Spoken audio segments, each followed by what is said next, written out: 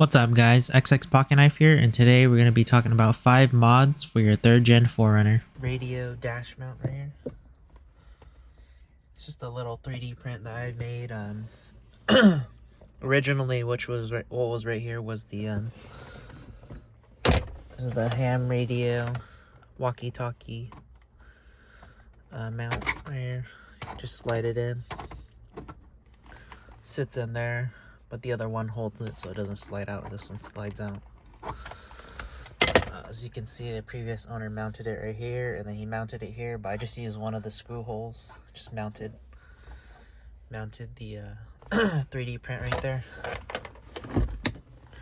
But currently, I don't use that anymore, so this is what I use now, the bow fangs. Giant antenna right here, sticking up, but use it for the better range. And then, what is it? These are still able to communicate with your regular walkie-talkies. You just have to get to the right channel and stuff. These just have a little bit more transmitting power. Channel mode. This is the communication setup that I use for my 4Runner whenever we're off-roading and stuff, and I need to talk to the other drivers or a spotter or something like that. Previously, I used to have it mounted down by the door right here. I could show you guys this. It's just like this. It's pretty good. Pretty sleek style of mounting too, but prefer the one up here just in case I have no hands or I have to a passenger could reach the radio, or I could just press it real quick and talk. And this is the first mod I would recommend you guys do to the 4Runner. Alright guys, so the radios I was talking about here were the Baofeng, the UV5R ham radio. It's on Amazon here. I believe this is the version I got, the $55.99 one. Comes with the bigger batteries, earpieces, longer radio, antenna, and I think that's a connector, PC connector, so you could program your channels and stuff. I would recommend everyone get this just because of the power of these radios, and these are way better off compared to just the regular walkie-talkies where you're just locked to certain channels. But if you did want the regular walkie-talkies, just for the ease of use and stuff, then I would probably recommend go with the Motorola's here. 3-pack here for $63.99. I have used these before and they've done pretty okay too. Good thing about these is they just take the regular AA batteries, or I'm not sure about these specific ones, but I know some different models take the AA batteries, so it's easier to use the switch out batteries compared to the Baofengs where it's just a different type of battery or a battery pack. So this is going to conclude the first mod, which would be the radio mount and radio communications for your off-roading rig. Definitely a must-have, just because you don't want to be yelling out when you're like or yelling out at the top of your lungs throughout the entire trail and you're far away and stuff. It just makes the communication ease when you don't got signal, you're far away. You don't have to yell at the top of your lungs. And the aesthetic, the most important part. Alright, so now on to the second mod. It's called the Dome Light mod. It's not nighttime right now, so harder to see, but so you can see both of the lights turn on when you open the door. Usually it's only supposed to be the front one, but I wired it up so that the middle one turns on the front one too, but so you can see the rear one's not on. In order to wire that one up, you would have to remove the roof, so that's why I did not do that. I could have done that previously when I took off the sun roof and stuff, but I did not think of that mod yet. So the back one does have its own switch for the door, but I'm not sure why it doesn't work. So this is the third mod I would recommend, especially at nighttime. Greatly improves the car, and you can see throughout the whole entire cabin at night. And then I think in order to wire it correctly, you need I think it's called a diode or something in between, so there's no backfeeding of electricity, but I didn't do that yet. So whenever I turn on one of these guys, the other one does turn on. So it does get kind of confusing, but you just gotta manage that, and then it should be fine. Alright guys, I'm gonna break down the dome light mod. So when I first looked it up, the write-up was by XCMTB83 on the 3rd Gen 4Runner forums back in 2015, January. So when you look it up, it shows the harness. I think he was selling a harness, what it looks like to modify or to install this, so it'd be easier. But in order to do this mod, you're gonna need some wire, and then you're gonna need the I would guess those would be called O-ring. I don't know the technical term, but O-ring electrical connector pieces, and then you just connect the ground from the front dome light, which is the inner post, to the ground on the in the middle dome light, which is gonna be you're gonna have to drill it.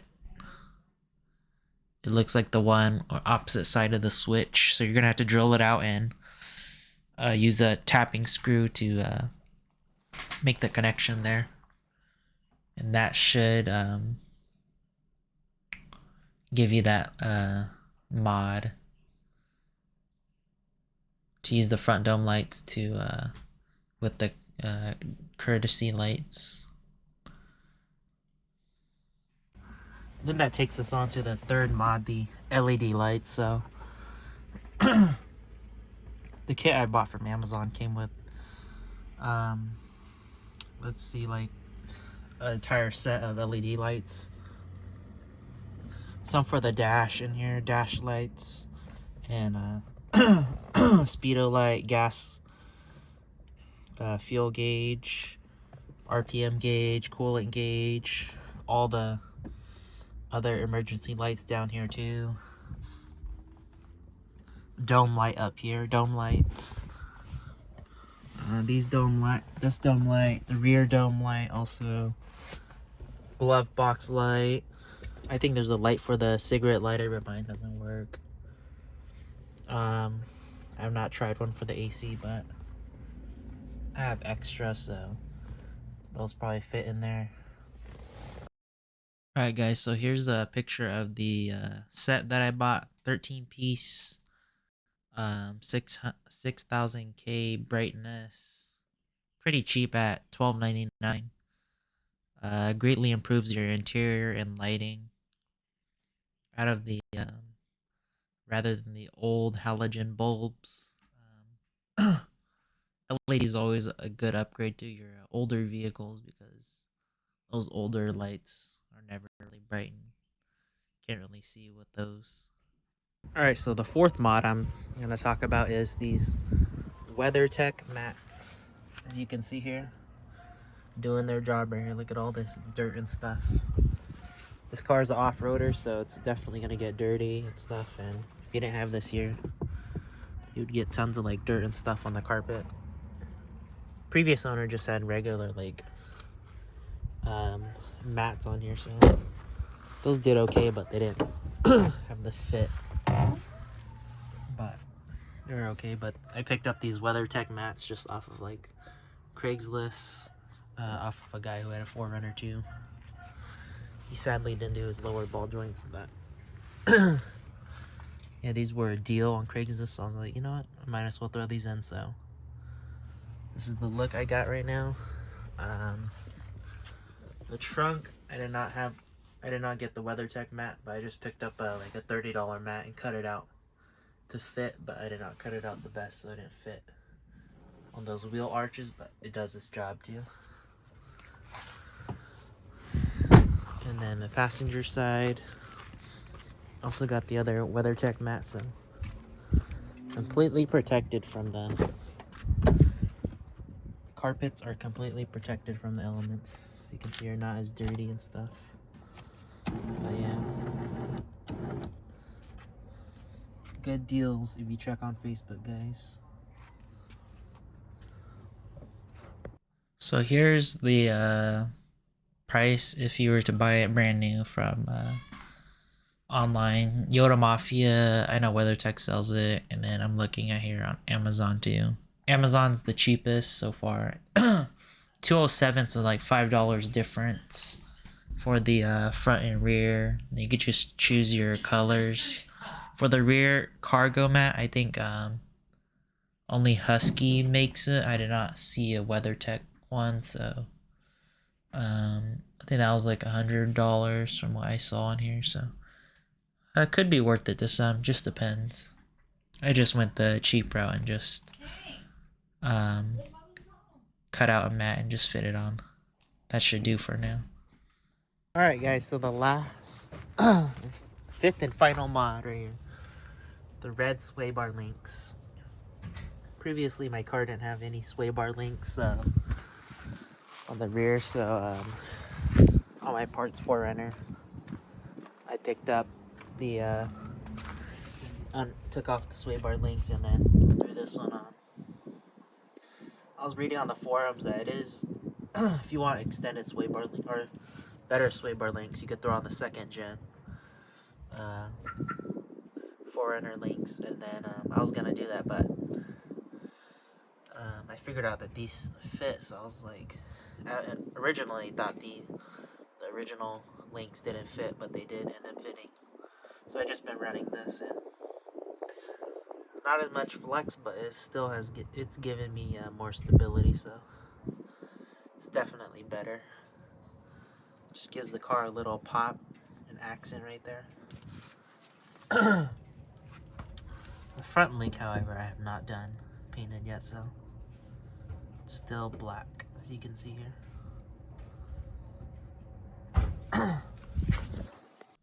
So for the sway bar links, I took it off my 3rd Gen 4Runner parts car, and I originally thought it wasn't going to fit because it was lifted and the links weren't able to reach when I first tested it, but the second time I tested it, I don't know what I did wrong the first time, and it was able to fit. And then when I figured that out, I was like, I decided to paint it since it was already off. Just grinded it down with my angle grinder and a flap disc, and then hit it with 2 layers of primer, 2 layers of paint. Some parts are chipping. Not 100% sure why or how to get it to not chip in the correct layers of paint. If anyone knows, put it down in the comments, but it's good for now and fits the basic aesthetic.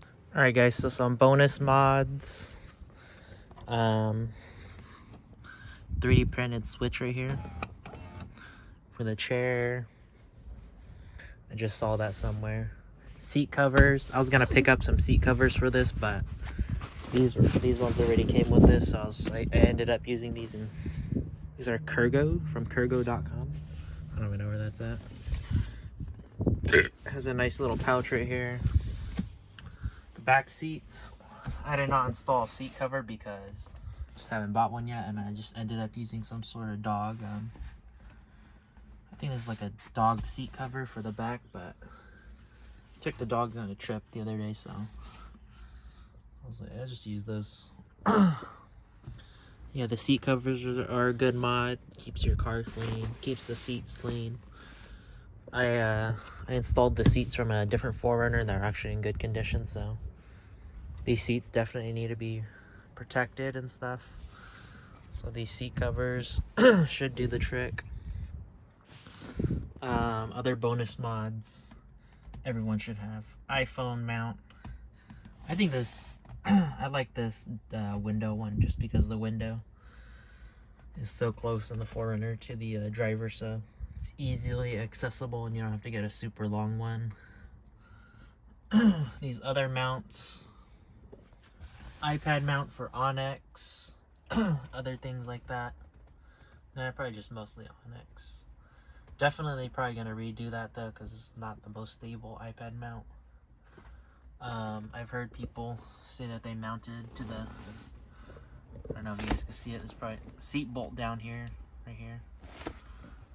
So build something and mount the seat, mount it to the seat.